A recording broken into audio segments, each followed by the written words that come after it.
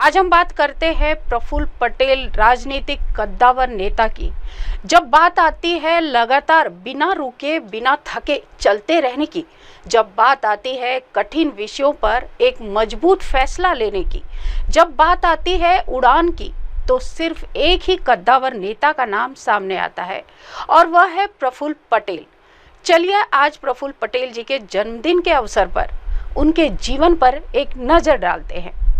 आखिर कैसे 13 साल की उम्र में अपने पिता को खोने के बाद भी प्रफुल्ल पटेल आत्मविश्वास के साथ एक चट्टान की भांति आगे बढ़ते रहे। प्रफुल्ल पटेल जी ने ठान लिया था कि वह ना तो थक कर बैठेंगे और ना ही अपने पिता की विरासत पर आराम करेंगे, बल्कि उन्होंने अपने पिता की विरासत को आगे बढ़ाने की रात दिन जी तोड़ मेहनत की।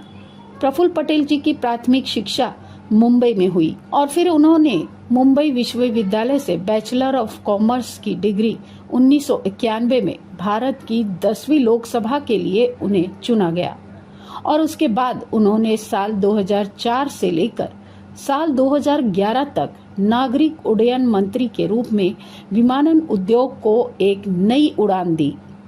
इतना ही नहीं, उन्होंने इलेक्ट्रिक वाहनों को भी बढ़ावा दिया और प्रमुख सौर परियोजना का नेतृत्व भी किया। साल 2009 से लेकर साल 2022 तक भारत की association football governing body all India football federation AIFF के अध्यक्ष के रूप में भी कार्य किया। निसंदेह इस बात से समझा जा सकता है कि आखिर क्यों खुद अमिताभ बच्चन ने प्रफुल्ल पटेल को भारत की रीढ़ की हड्डी कहा और अपने लोगों के लिए और अपनी जनता के साथ कैसे खड़े रहना चाहिए, यह प्रफुल्ल पटेल जी से सीख। आज हम बात करते हैं प्रफुल्ल पटेल राजनीतिक कद्दावर नेता की।